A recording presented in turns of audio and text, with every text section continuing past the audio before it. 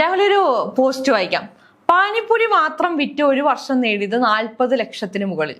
കച്ചവടക്കാരന് GST അയച്ച notice വൈറലാകുന്നു. വെറും പാനിപ്പൂരി വിറ്റ് 40 ലക്ഷം രൂപ. ഈ പണിയൊക്കെ അവസാനിപ്പിച്ച് പാനിപ്പൂരി വിൽപ്പനയിലേക്ക് കടന്നാലോ ചിന്തിക്കുന്നുണ്ടോ? പലപ്പോഴും എനിക്കൊരു ചിന്തയില്ലാതില്ല. കാരണം ഇവരൊക്കെ ഉണ്ടാക്കുന്ന പൈസ അവർ അത്രത്തോളം കഷ്ടപ്പെടുന്നുണ്ട്, അതാരും മനസ്സിലാക്കുന്നില്ല. കാരണം ഒരു പാനിപ്പൂരി വിറ്റ് ഇത്രയും പൈസ ഉണ്ടാക്കണമെങ്കിൽ അയാൾ എന്തോരം കഷ്ടപ്പെടണം. തീർച്ചയായിട്ടും.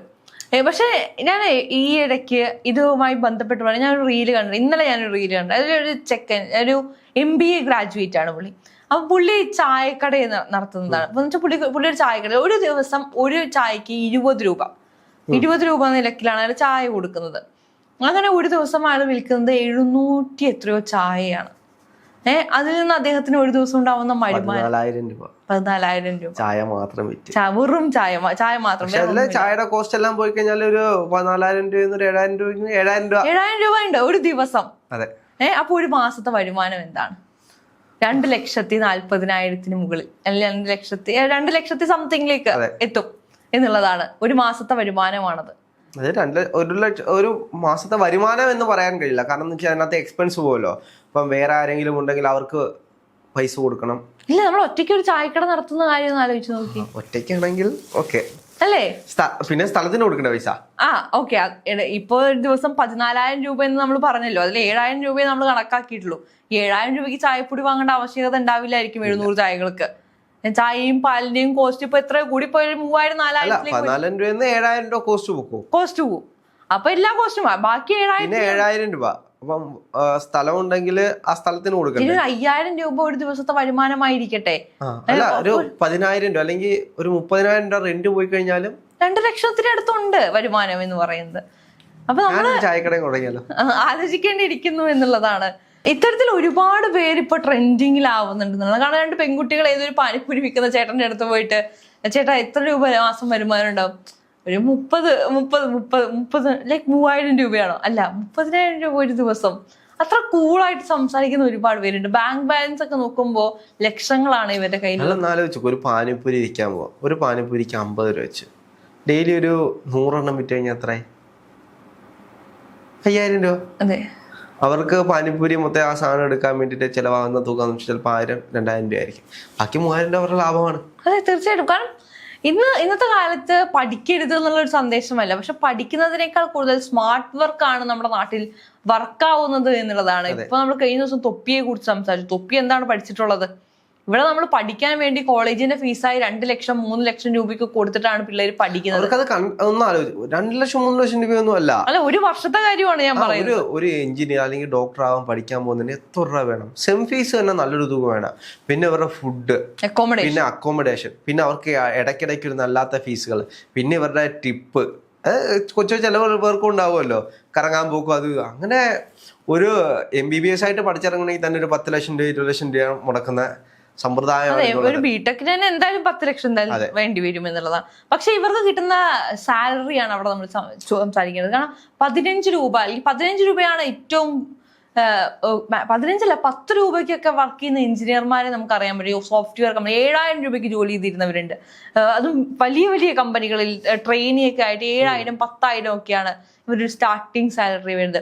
ഇവര് പിന്നീട് ഈ ഇത്രയും വലിയൊരു സെറ്റിൽഡ് ആയ സാലറിയിലേക്ക് എത്തണമെങ്കിൽ വർഷങ്ങൾ എടുക്കും. അല്ല, ഇവര് ചിലവാക്കിയ 20 ലക്ഷം രൂപ കണ്ടെത്തണമെങ്കിൽ ഇവരൊരു ജീവിതത്തിന്റെ പകുതി കൊല്ലവും വീണ്ടും പണിയെടുക്കണം. പിന്നെ എന്തിനാണ് നമ്മൾ പഠിക്കുന്നത് എന്നുള്ളൊരു ചോദ്യത്തിലേക്ക് നമ്മൾ എത്തും. ഇപ്പൊ ഒരുപാട് പേര് ബിടെക്കും MBA ഒക്കെ കഴിഞ്ഞവരെല്ലാവരും ഇത്തരത്തിൽ ചെറിയ ചെറിയ ബിസിനസ് ഐഡിയകളുമായി മുന്നോട്ട് വരുന്നത് നമ്മൾ കാണുന്നത്. അല്ല, ഇതിനപ്പുറത്തോട്ട് വേറൊരു കാര്യമുണ്ട്. ഇപ്പം ഈ ടീച്ചേഴ്സ് ആവാൻ പഠിക്കത്തില്ലേ, അത് പഠിച്ചു കഴിഞ്ഞിട്ട് ഇവര് ജോലിക്ക് പോകുമ്പോൾ ചിലപ്പം അല്ലാതെ ഇവര് ഒരു സീറ്റ് വാങ്ങിക്കുകയാണെങ്കിൽ 50 ലക്ഷം രൂപ അങ്ങോട്ട് പൈസ കൊടുക്കും. അതെ, 40 ലക്ഷം 50 ലക്ഷം രൂപ കൊടുത്തിട്ടാണ് ഇവർ പഠിപ്പിക്കാൻ പോകുന്നത് പല സ്കൂളുകളിലും. അവർക്കൊരു ഐഡന്റിറ്റി കിട്ടും, ടീച്ചറാണ്, അധ്യാപികയാണ്, ഒരു സോഷ്യൽ സ്റ്റാറ്റസ് ഒക്കെ കിട്ടും. പക്ഷെ അതിനപ്പുറത്തേക്ക് അവരൊന്ന് ചിന്തിച്ചു നോക്കൂ, 40 ലക്ഷം രൂപ അവര് മുടക്കൊരു ഇത് വാങ്ങിച്ചു, ഒരു സീറ്റ് വാങ്ങിച്ചു. പക്ഷെ ആ ഒരു 40 ലക്ഷം രൂപ ഉണ്ടാക്കാൻ അവരിന് എത്ര കൊല്ലം പണിയെടുക്കണം? അത് ആരും ചിന്തിക്കുന്നില്ല എന്നുള്ളതാണ്. അതൊരു വലിയൊരു പോയിന്റാണ്. കാരണം എല്ലാവരുടെയും മുന്നിൽ റെപ്യൂട്ടേഷനാണ് വലുത്. റെപ്യൂട്ടേഷൻ എന്ന് പറയുമ്പോൾ ചായക്കട നടത്തുകയാണെന്ന് പറയുമ്പോൾ ചായക്കട നടത്തുകയാണോ എന്ന് ചോദിക്കുന്നവരാണ് ഇന്നും മലയാളികൾ. നേരെ മറിച്ച് ഇപ്പോ എഞ്ചിനീയർ ആണ്, ചിലപ്പോൾ 32,000 രൂപ മറ്റേ സ്റ്റൈഫൻഡ് വാങ്ങിയിട്ട് എവിടെയെങ്കിലും ട്രെയിനി ആയിട്ട് ഇരിക്കുകയായിരിക്കും. എഞ്ചിനീയർ ആണോ, ആ എഞ്ചിനീയർ ആണോ എന്നുള്ളതാണ് വില കൂടുതൽ കിടക്കുന്നത്. അതും ആൾക്കാരുടെ ചിന്താഗതിയാണ്. ആ ചിന്താഗതിക്ക് അനുസരിച്ച് നമ്മൾ നമ്മളെ തന്നെ മോൾഡ് ചെയ്തുകൊണ്ടിരിക്കുകയാണ് എന്നുള്ളതാണ്. ഇത്തരത്തിൽ ലൈക്ക് ഇവരൊന്നും എത്രത്തോളം ഇവർ അധ്വാനിക്കുന്നവരാണ്. ഓക്കെ, ഇവരൊക്കെ ഹാർഡ് വർക്ക് ചെയ്യുന്നവരാണ്. ഇപ്പൊ ഈ പാനിപ്പൂരി വിൽക്കുന്ന ചായ കട അവര് രാവിലെ ഇറങ്ങുന്നവരാണ്. ഇപ്പൊ രാവിലെ ഇറങ്ങിക്കഴിഞ്ഞാൽ രാത്രി പാതിരാത്രി വരെ അവർ നിന്നിട്ട് കുറെ അധ്വാനിക്കുന്നുണ്ട്. ആ അധ്വാനിക്കുന്നതിന്റെ ഫലമായിട്ടാണ് അവർക്ക് ആ പൈസ കിട്ടുന്നത്.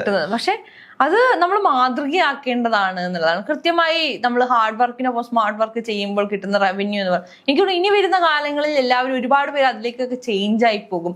കാരണം ഇപ്പൊ നമ്മൾ ഒരുപാട് പേരെ ഇപ്പൊ ഞാൻ മുൻപൊരു ദിവസം കണ്ടിരുന്നു ബിടെക് കഴിഞ്ഞിട്ട് ബിടെക്കിന് ചായക്കട, ബിടെക് ചായക്കട എന്ന് പറഞ്ഞ് ചായക്കട നടത്തുന്ന ഒരു കൂട്ടം പിള്ളേര്. അത് അവരത് പറയുന്നവർ അത്രയും പ്രോഫിറ്റബിൾ ആണ്. ഇവര് ഇത് കഷ്ടപ്പെട്ട് ഈ ജോലിക്ക് പോയി കണ്ടുള്ളവരുടെ ചീത്തയും കേട്ടിരിക്കുന്നതിനേക്കാൾ എത്രയോ ലാഭകരമാണ് സ്വന്തമായി ഒരു ചായക്കട ഇടുന്നത്. 100 ചായ പോയാൽ മതി, അവർക്ക് ജീവിക്കാനുള്ള പൈസ കിട്ടും. അതായത് ഒരു സാധാരണ ഒരു എഞ്ചിനീയറും ഡോക്ടറും സമ്പാദിക്കുന്ന പൈസ അവർക്ക് ഒരു മാസം 100 ചായ ഡെയിലി വെച്ച് പോയി കഴിഞ്ഞാൽ അവർക്ക് കിട്ടും. ഇപ്പൊ ഒരുപാട് പേര് മീൻ കൃഷി ചെയ്യുന്നവരെ ഞാൻ കാണാറുണ്ട്, പഠിച്ച് സെറ്റിൽഡ് ആയി. കഴിഞ്ഞ ദിവസം പന്നി ഫാം തുടങ്ങിയ ഒരു ഞാൻ മീൻ കൃഷി ചെയ്യുന്നുണ്ടായിരുന്നു എന്റെ കുറച്ച് നാൾ വരെ. കാരണം നല്ലൊരു ബിസിനസ് ആണ്. ഒന്നും ആലോചിച്ച് നോക്കും, ഒരു ഗപ്പി, ഒരു ജോഡി 2 ജോഡി അപ്പൊ നമ്മൾ വാങ്ങിച്ചു കഴിഞ്ഞാൽ ഏകദേശം ഒരു 100 രൂപ 200 രൂപയ്ക്ക് ആവും. ഒരു മീനിന്റെ വിലയാണ് 100 രൂപ 200 രൂപ. നമ്മളൊരു 2 ജോഡി വാങ്ങിച്ചിട്ട് കഴിഞ്ഞാല് ഈ മീൻ നല്ല രീതിയിൽ പെറ്റു കൂട്ടും. അപ്പൊ ഇത് വിൽക്കുമ്പോൾ നമുക്കൊരു ജോഡിക്ക് എന്തായാലും 80 രൂപ 60 രൂപ വെച്ച് വിൽക്കാം. അപ്പൊ ഒരു 19 ജോഡി വിറ്റ് കഴിഞ്ഞാൽ നല്ലൊരു തുക കിട്ടും, ലാഭകരമാണെന്നുള്ളതാണ്. അതിന് വലിയ ബുദ്ധിമുട്ടുമില്ല. പക്ഷേ ഇതിന്റെ എല്ലാം പ്രധാനപ്പെട്ട ഒരു കാരണം കഷ്ടപ്പെടാൻ തയ്യാറാകണം. അതിനെ കൃത്യമായിട്ട് പരിപാലിച്ച് അതൊരു ബിസിനസ് ആണെന്നൊരു തോന്നൽ വേണം. അപ്പൊ നമ്മൾ 4 കൂട്ടുകാർ കൂടി ചേർന്ന് കഴിഞ്ഞാൽ ആദ്യം ആലോചിക്കുന്നതാണ് ഈ റൂട്ടുള്ള ബിസിനസ്. ഒരു ചായക്കട, ഒരു ചായ കുടിക്കാൻ പോയി കഴിഞ്ഞാൽ പിന്നെ ഒരു ചായക്കട പ്ലാനിങ്ങിലേക്കാണ്. അതെ, അല്ലെങ്കിൽ ഒരു ഹോട്ടല്, ഒരു ബാറ്. ഇതൊക്കെയാണ് 4 പേര് കൂടിക്കഴിഞ്ഞാൽ അവർ കൂടുതലും ചിന്തിക്കുന്ന ബിസിനസ് ഐഡിയകൾ. പക്ഷെ ഇത് എല്ലാം നടക്കും, കഷ്ടപ്പെടാൻ തയ്യാറാകണം. ഒരു റിസ്ക് ഉണ്ട് ഇതിലൊക്കെ, എല്ലാവർക്കും ഒരു ഇനീഷ്യൽ റിസ്ക് ഉണ്ട്. ആ റിസ്ക് എടുക്കാൻ തയ്യാറാണ്, പക്ഷെ ആ റിസ്ക് എടുക്കാൻ പേടിയാണ് പലർക്കും എന്നുള്ളതാണ്. കാരണം 4 പേർക്ക് 4 മൈൻഡ് സെറ്റ് ആയിരിക്കും. കുറച്ച് കഴിയുമ്പോഴത്തേക്ക് അവരുടെ ചിന്താഗതി മാറിപ്പോകും. കാരണം നമ്മളെല്ലാം ജമ്പ് ചെയ്ത് നിൽക്കുന്നവരാണ്. ആർക്കും കഷ്ടപ്പെടാതെ പൈസ കിട്ടണം, എല്ലാവരുടെയും മൈൻഡ് സെറ്റ് അങ്ങനെയാണ്. കഷ്ടപ്പെടാതെ എങ്ങനെങ്കിലും ഒരു 10 പൈസ കിട്ടാനുള്ള വഴി എങ്ങനെ കണ്ടെത്താം, അതാണ് ഇവർ കൂടുതൽ സെർച്ച് ചെയ്തുകൊണ്ടിരിക്കുന്നത്. അത് നമ്മുടെ പഴയ തലമുറയെ കണ്ടുകൊണ്ട് മാത്രമാണ്. കാരണം അവർ ഒരുപാട് കഷ്ടപ്പെടുന്നുണ്ട്, പക്ഷേ ജീവിതത്തിലൊന്നും ഉണ്ടാക്കിയിട്ടില്ല. അതും വലിയൊരു തെറ്റല്ലേ? ഒരുപാട് കഷ്ടപ്പെട്ടിട്ട് ജീവിതത്തിൽ ഒന്നും ഇല്ലാതായി. ഞാൻ പറയട്ടെ, നമ്മുടെ അച്ഛന്മാരുടെ ഒരു തലമുറയാണ് അങ്ങനെ ഇരിക്കുന്നത്. അവരുടെ അച്ഛന്മാരുടെ തലമുറയെ നമ്മൾ ചിന്തിച്ചു നോക്കൂ. അവരൊക്കെ എന്ന് പറഞ്ഞിട്ടുണ്ടെങ്കിൽ ഇതുപോലെ എഞ്ചിനീയറിംഗോ MBA ഡോക്ടറേറ്റോ അല്ലെങ്കിൽ ജേർണലിസ്റ്റോ ഒന്നും പഠിച്ചവരല്ല. പക്ഷെ അവര് വാങ്ങിക്കൂട്ടിയ സ്ഥലങ്ങളുടെ ഒരു കണക്കുകൾ അവര് കൃഷി നടത്തി ജീവിച്ചിരുന്നവരാണ്. അവർ അത്രയും ഹാർഡ് വർക്ക് ചെയ്തത് നമുക്ക് നമ്മുടെ വീട്ടിലിപ്പോ നമ്മളെ ആൻസിസ്റ്റർ ബന്ധങ്ങളിൽ ഉണ്ടാകുന്ന വസ്തുക്കൾ എന്ന് പറയുമ്പോൾ അത് ഒരിക്കലും നമ്മുടെ അച്ഛന്മാരുണ്ടാക്കിയതല്ല, നമ്മുടെ അച്ഛന്റെ അച്ഛന്മാരൊക്കെ ഉണ്ടാക്കിയതാ. അവരന്ന് അധ്വാനിച്ചതിന്റെയാണ് നമ്മൾ ഇന്നും അനുഭവിക്കുന്നത്. വേറൊരു കാര്യമുണ്ട്. അങ്ങനെ വരുമ്പോ അന്ന് ഈ മക്കളുമാരൊക്കെ ഒരുപാടുണ്ടായിരുന്നു. ഒരു വീട്ടിൽ തന്നെ 10-20 മക്കളുമാരാണ്.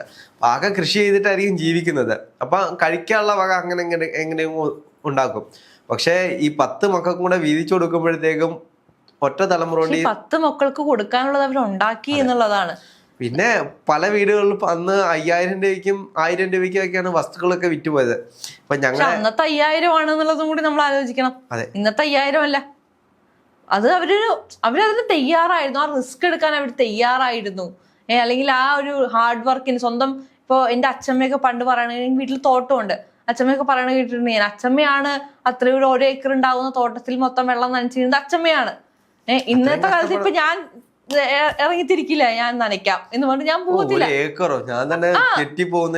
ചെയ്യാൻ പറ്റില്ല നമുക്ക്. അന്നത്തെ കാലത്ത് അവര് തയ്യാറായിരുന്നു എന്നുള്ളതാണ്. ഒരു വീട് വെക്കാനാണെങ്കിൽ അതിന്റെ പകുതി പണി വീട്ടുകാർ തന്നെ ചെയ്യുന്ന ഒരവസ്ഥ ഉണ്ടായിരുന്നു. ഇന്ന് എന്താ, നമ്മളൊരു കോൺട്രാക്ടറെ ഏൽപ്പിക്കുന്നു, നമ്മൾ വെറുതെ ഇരിക്കുന്നു.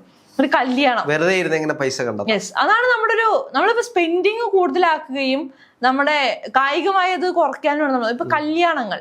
പണ്ട് കാലത്തൊക്കെ കല്യാണങ്ങൾ എന്ന് പറഞ്ഞു കഴിഞ്ഞാൽ ഫാമിലി ടുഗദർനെസ്സിനൊപ്പം എല്ലാരും കൂടി ഒപ്പം പണിയെടുക്കുന്നത് നമുക്ക് കാണാം. ബന്ധുക്കളെല്ലാം കൂടെ വന്ന് ഭക്ഷണം ഉണ്ടാക്കുക, അരിഞ്ഞ് സാധനങ്ങളെല്ലാം വെച്ച് ഉണ്ടാക്കണം. പക്ഷെ ഇന്ന് അങ്ങനെയല്ല, ഇന്ന് എല്ലാം കാറ്ററിംഗ് ആണ്. അതെ, ഇവന്റ് മാനേജ്മെന്റ്.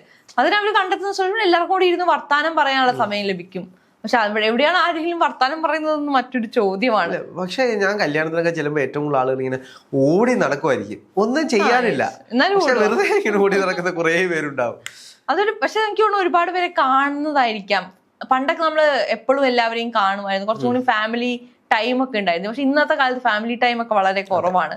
അപ്പൊ അതുകൊണ്ട് കല്യാണങ്ങൾ പോലെയുള്ള പരിപാടികൾക്കാണ് കുടുംബത്തിലുള്ളവരൊക്കെ ഒന്ന് കണ്ട് നമ്മളൊന്ന് മനസ്സിലാക്കി വരുന്നത്. അതുകൊണ്ടുള്ള ഒരു ഓട്ടമായിരിക്കാം എന്ന് വിചാരിക്കാം എന്നുള്ളതാണ്. പിന്നെ നമ്മൾ ഈ GST-യിലേക്കൊക്കെ വരുവാണെങ്കിൽ നമ്മുടെ രാജ്യത്ത് എന്തായാലും GST ഉണ്ട്. ഇപ്പം തന്നെ പുതിയൊരു വാർത്ത വന്നിട്ടുണ്ടായിരുന്നു, പഴംപൊരിക്ക് 18% GST, പിന്നെ ചിപ്സിന് GST, അങ്ങനെ പലഹാരങ്ങൾക്കെല്ലാം GST. ഒന്നും കഴിക്കാൻ പറ്റില്ല എന്നുള്ള ഒരു അവസ്ഥയിലേക്കാണ്. അത് ഈ ബേക്കറികൾക്കാണ് ഇത്രയും GST വരുന്നത്. കൊച്ചു കടക്കാർക്ക് ബുദ്ധിമുട്ട് വരത്തില്ല, പക്ഷേ ഈ ഒരു ഹോട്ടൽ പോലെ ഒരു തട്ടുകട ഇട്ടിട്ട് അവിടെ ബില്ല് കൊടുക്കുന്നവരാണെങ്കിൽ GST കൊടുത്തേ വാങ്ങിക്കാൻ പറ്റത്തുള്ളൂ. അപ്പൊ അങ്ങനെ വരുമ്പോൾ നമുക്കൊക്കെ ബുദ്ധിമുട്ട് വരും. ഒരു പഴംപൊരി കഴിക്കണമെങ്കിൽ തന്നെ 10-20 രൂപ കൊടുത്ത് ജീവിക്കാൻ പറ്റാത്ത ആകെപ്പാടെ 10-30 രൂപ ശമ്പളം കിട്ടിക്കഴിഞ്ഞാൽ ആ 30 രൂപയും ഭക്ഷണത്തിന് തീർന്നു പോകുന്നൊരു രീതിയാണ്.